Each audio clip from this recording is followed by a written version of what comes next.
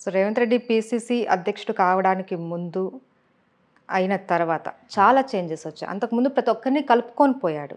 Senior నాయకులనంతా. So, PCC అయిన అధ్యక్షుడయిన తర్వాత అందరిలోనూ ఒక ఒంటెద్దు పోకడలు అంటారు కదా! అలా ప్రవర్తించాడు. ఇప్పటికి కూడా చాలామంది సీనియర్‌లు రేవంత్ రెడ్డికి అగైనిస్ట్‌గానే ఉన్నారు కాంగ్రెస్‌లో. ఇది హైకమాండ్ వరకు తీసుకెళ్ళకపోవడానికి ఎక్కడ వైఫల్యం చెందిందంటారు? అంటే హైకమాండ్ వరకు హైకమాండ్ వరకు వెళ్ళలేదంటారా? లేదు. కొన్ని ఇబ్బందులు పైన కూడా ఉంటాయి. హ్మ్. హ్మ్. ఎన్నికల సమయం. ఏం చేయాలి? సరిదిద్దే ప్రయత్నం చేశారు. సరిదిద్దబడలేదు. హ్మ్. హ్మ్. ఆ? ఇలా అయితే మంచిది కాదని మేము బయటకు వస్తుంది. ఇంకా దాని గురించి నేను మాట్లాడడం మంచిది కాదేమో. యెస్. యెస్. ఆఫ్‌కోర్స్. కానీ అక్కడ ఎలాంటి వైఫల్యాలు ఉన్నాయి అన్నది అదే అంటే తెలియాలి. హ్మ్. నేను మొట్టమొదటి స్టేట్మెంటే మీరు మళ్ళీ ఒకసారి చూడండి. హ్మ్. కీలకమైన స్థానాలలో ఉన్నవాళ్ళు వాళ్ళ విధి నిర్వహణలో పార్టీ వ్యవహారాల పట్ల అంకిత భావంతో కాకుండా స్వలాభాపేక్షతో హ్మ్. పార్టీని భ్రష్టు పట్టిస్తున్నారన్నారు. హ్మ్. హ్మ్. ఐఎమ్ షూర్ అవును. It is understood. హ్మ్. హ్మ్. నేను అంతకంటే ఇంకా ఓపెన్గా చెప్పాల్సిన అవసరం లేదు. హ్మ్. ఆ? నేను ఒక మాట అన్నాను, అది మరి పోలీసు వాళ్ళు ఏమన్నా తప్పుడు అర్థం చేసుకుంటారేమో తెలియదు కానీ హ్మ్. హ్మ్. వదిలేండి. కాంగ్రెస్, బీఆర్ఎస్‌కి ఎన్నికల్లో గట్టి పోటీ ఇస్తుంది. ఈసారి అధికారంలోకి వచ్చేది కాంగ్రెస్ పార్టీయే అనేసి అంటున్నారు. అండ్ అలాగే తనను తానే ముఖ్యమంత్రిగా రేవంత్ రెడ్డి చెప్పుకుంటూ వస్తున్నాడు. అధిష్టానం ప్రకటించక ముందే. ఎంతవరకు ఇది సక్సెస్ అవుతుందంటారు? ఒకటి, ఎవరైనా తనకు తాను ప్రకటించుకున్నారంటే హ్మ్. పార్టీ వ్యవహారాలు తెలియని వాళ్ళని మూర్ఖులని అనుకునే విధంగా ఉంటుంది. హ్మ్.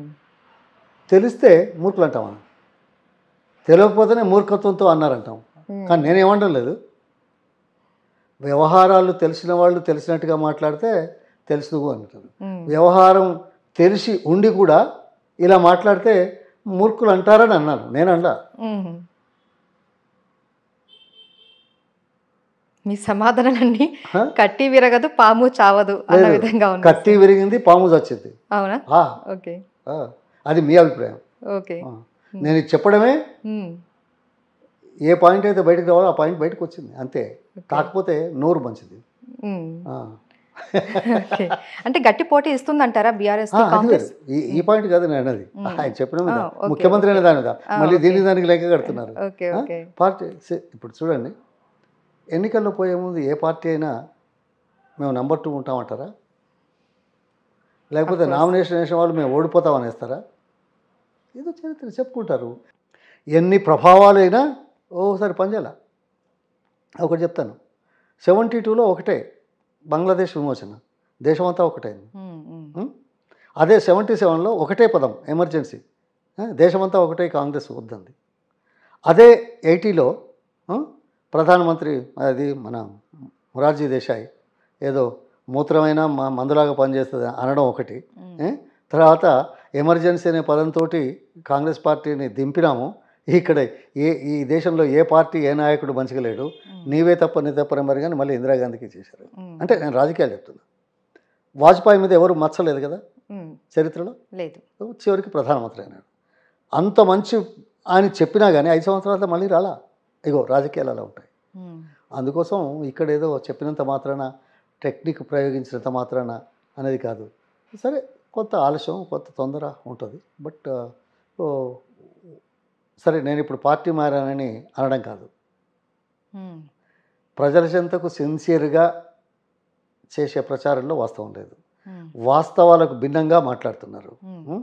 తర్వాత చేసిన దాన్ని భూతద్దంలో పెట్టి రకరకాలుగా మాట్లాడుతున్నారు. యెస్.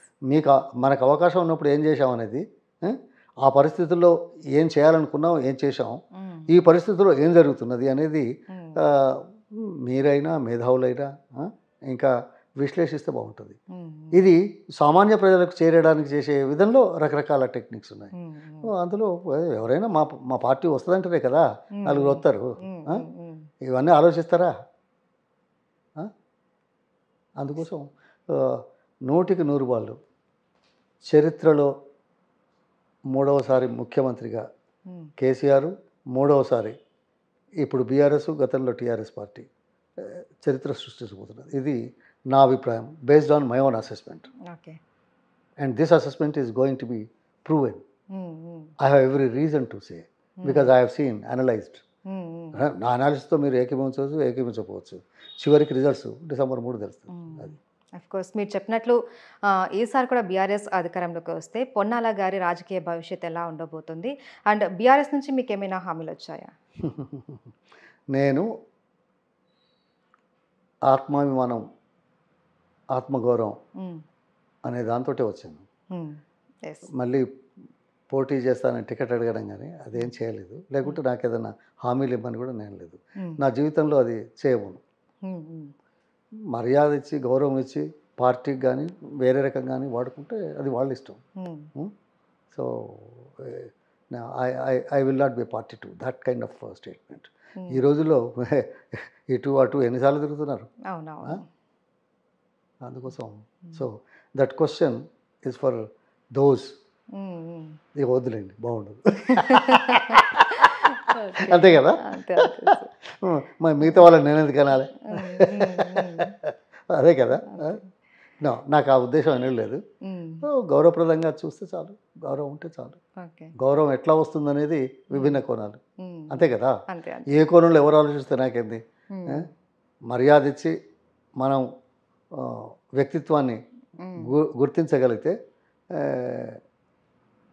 ఆత్మగౌరవం కాపాడుకోగలిగితే నేను అంతే జీవితంలో అంతకంటే కాదు. పదవులు ముఖ్యం కాదు, పోస్టులు ముఖ్యం కాదు, మన ఆలోచన ముఖ్యం. మన ఆలోచనను ఎవరు ఎలా ఎందుకు స్వీకరిస్తారు, స్వీకరించి ఏం చేస్తారనేది రెండవ అంశం.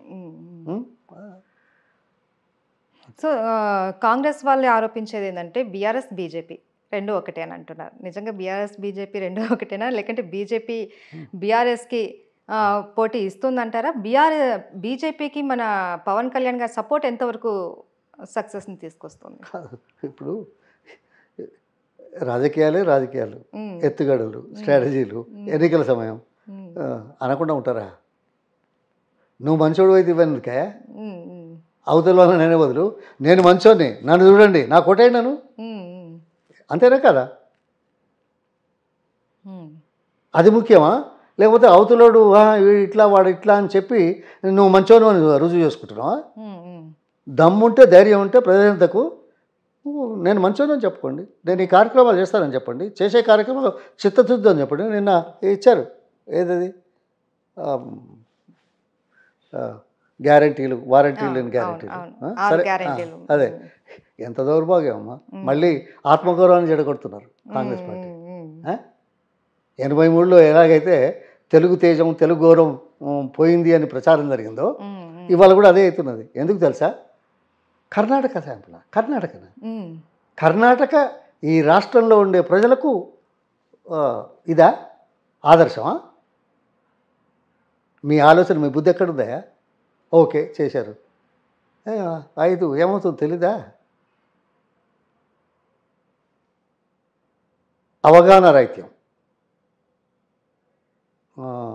అనుభవ రాహిత్యం, అహంకారం, ఈ రెండింటికి అహంకారం కలిసింది. అందుకే ఈ మాటలు, ఈ కథలు. ఎందుకంటున్నాను తెలుసా? అనుభవ రాహిత్యం, అవగాహన రాహిత్యం. 24 గంటలు కరెంటు ఉన్న నేపథ్యంలో 3 గంటల కరెంటు చాలనే మనిషి ఎటువంటి అవగాహన ఉందో తెలుసా? ఓకే, మేము కాంగ్రెస్ పార్టీలో మంత్రులుగా ఉన్నాం, ఉచిత విద్యుత్ అన్నాం, ఇచ్చేప్పుడు ఇబ్బందులున్నా 7 గంటలు కనీసం ఇస్తా ఉన్నాం. 7 గంటలు ఇస్తామనే ఎక్సైజు మేమంతా అవలగాలమై ఏం తెలియక అన్నామా? ఇబ్బందులున్నా కానీ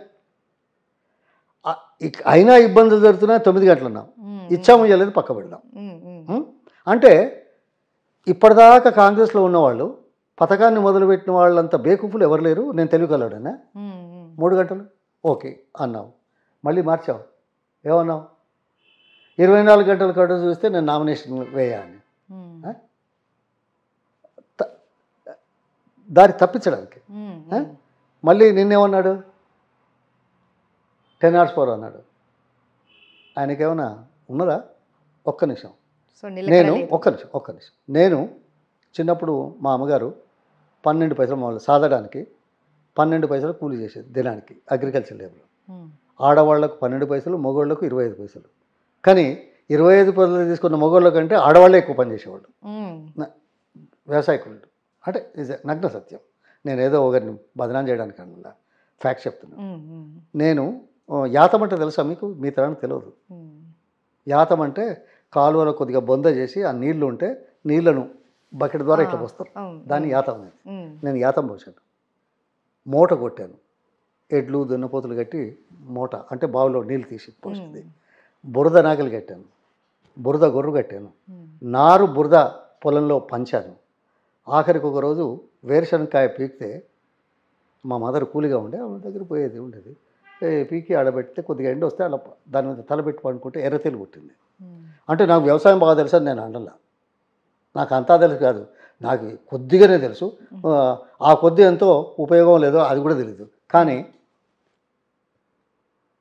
10 hours పవరా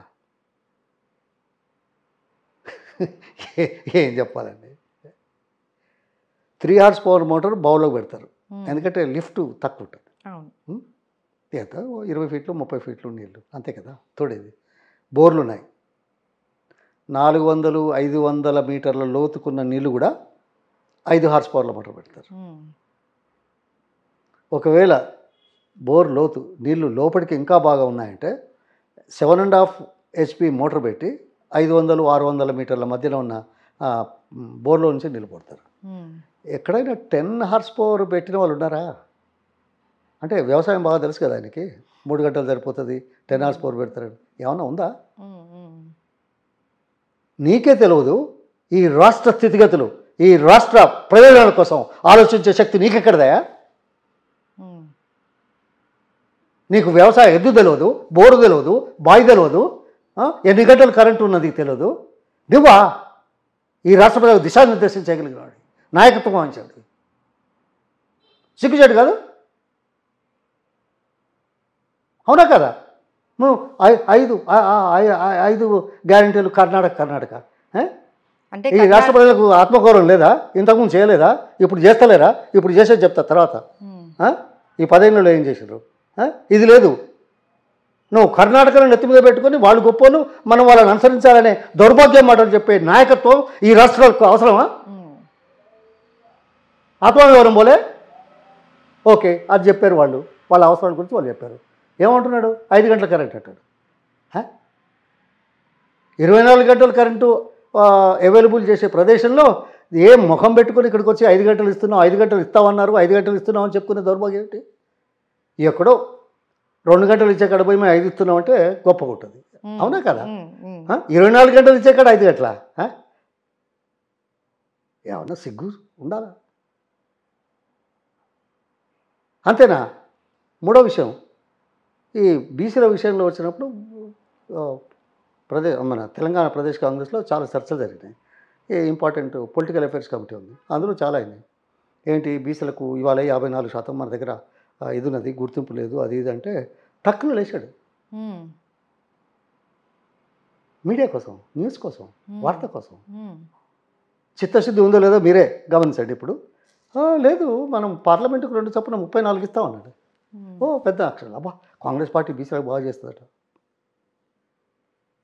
ఏమిచ్చాడు? 23 ఇచ్చి 1 తీసేసి 22లో 5 సీట్లు ఓల్డ్ సిటీలో ఇచ్చిన బీసీల కింద లెక్క కడతామా? ఓడిపోయే సీట్లు. ఒకవేళ ఇస్తామంటే ఆయా నియోజకవర్గాల్లో అంతకుముందే వాళ్ళని చేసి పార్టీ సంస్థాగత పదవులు ఇచ్చి పార్టీ కార్యక్రమాలు నడిపించే విధంగా చూస్తూ వస్తుందా, లేకుంటే అప్పటిదప్పుడు అయితే అవుతుందా? ఆలోచన ఉండాలి. ఏం సమాధానం చెప్తాడు? నువ్వు నిన్న 2 నెలల కింద అనేదే నువ్వు పాటిస్తలేవు, 34 అని నువ్వు కూడా ఈ రాష్ట్ర దశ మార్చడానికి నువ్వేదో గ్యారంటీలా అని చెప్పి ఇది నేను అమలు చేస్తాను. సిగ్గు ఉండాలి. నిన్నగాక మొన్న చెప్పిన మామూలు మాటనే పక్క పెట్టావు, నువ్వు ఇది చేస్తావా? వచ్చాయి 42 పేజీలు ఇంకేదో ఉంది కదా, మన ఇదంతా నా దగ్గర ఉంది, చూపిస్తాను. చేసావు. అసలు ఆర్థిక వెసులుబాటుతనం తెలుసా నీకు? తెలియదు. అన్నీ చేస్తామని చెప్తే అయిపోయా. తర్వాత సంగతి తర్వాత దేవుడు ఎరుగు. అగో ఇది చరిత్ర. ఇంకేదో అడిగారు, నేను ఇంకా చెప్పాలనుకున్నాను, అది కట్ అయిపోతున్నాయి ఎందుకు. అండ్ బీజేపీకి పవన్ కళ్యాణ్ సపోర్ట్ ఎంతవరకు కలిసి వస్తుంది అంటారు? అది ఇప్పుడు చూడండి, రాజకీయాలు, పొత్తులు, ఎన్నికలు, ఇది ఆయా సందర్భాలలో రకరకాలుగా ఉంటాయి. వాళ్ళ అవగాహన బట్టి, అవసరాన్ని బట్టి, అసెస్మెంట్ని బట్టి. అయ్యో, అవసరం ఉన్న అసెస్మెంట్ కూడా రావాలి కదా. ప్రజల మధ్య దొరుకుతుందా లేదా ఆలోచించాలి కదా. వ్యూహాత్మకంగా కూడా ఉండాలి కదా. ఇచ్చింది వద్దనం కదా, వచ్చింది నిజంగా మేలు చేస్తుందని ఆలోచించుకోవాలి కదా. ఇచ్చింది వద్దనద్దు, వచ్చింది ఏ మేలు చేస్తుందని ఆలోచించుకోవాల్సిన అవసరం కదా. అందుకోసం ఎవరి అభిప్రాయాలు వాళ్ళకు ఉంటాయి. ఏముంది, ఇప్పుడు పొత్తులు పెట్టుకోలేదా, పెట్టుకున్నాం.